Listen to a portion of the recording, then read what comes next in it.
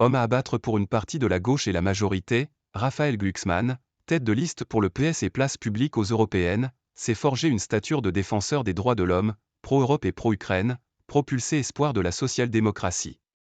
En meeting dimanche près de Toulouse, l'essayiste de 44 ans est actuellement 3e dans les intentions de voter en tête de la gauche, naviguant entre 9 et 13% selon les sondages. Loin de son résultat de 2019, où déjà tête de liste, il avait péniblement atteint 6,19%.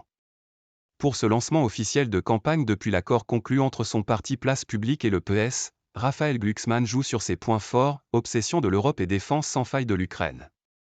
L'Europe est le combat de ma vie, répète l'eurodéputé au regard parfois exalté, qui s'est fait connaître à Bruxelles par son combat pour la défense des Ouïghours, minorité musulmane persécutée en Chine, et pour le devoir de vigilance des entreprises.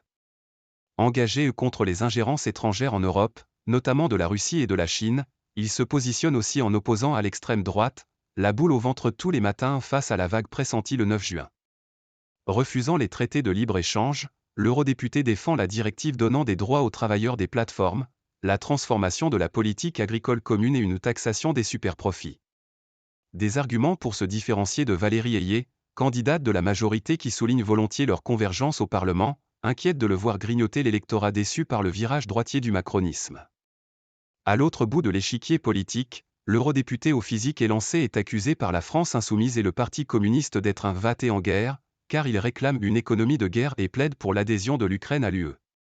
Il est clair sur les valeurs et a une position courageuse. Il devient un candidat naturel même s'il n'est pas socialiste, se félicite un parlementaire PS, très sceptique en 2019. Mais aujourd'hui, ce n'est plus le plus fils de plus. L'essayiste, fils du philosophe André Glucksmann, ex-maoïste devenu néoconservateur et décédé en 2015, a pris de l'épaisseur depuis 2019, ajoute un cadre socialiste. À l'époque, il était un peu un choix de raison. Aujourd'hui c'est un mariage d'amour, renchérit le même, enchanté de voir Raphaël Glucksmann attirer un grand nombre de jeunes en meeting, c'est l'un des politiques les plus suivis sur Instagram. Hors sol, compagnon de la journaliste Léa Salamé, avec qui il a un fils, Raphaël Glucksmann a réussi à s'établir dans l'opinion publique, notamment sur les droits de l'homme, salue Pierre Jouvet, porte-parole de la campagne.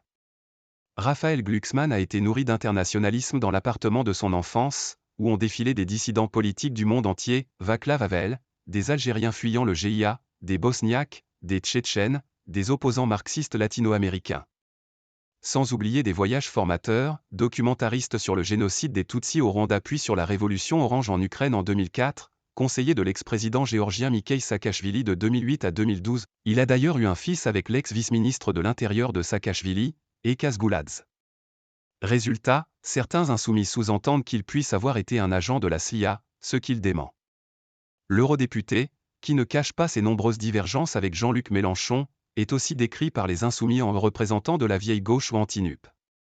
Et le communiste Léon Desfontaines l'identifie comme cette social-démocratie qui s'est toujours très bien accommodée du modèle libéral.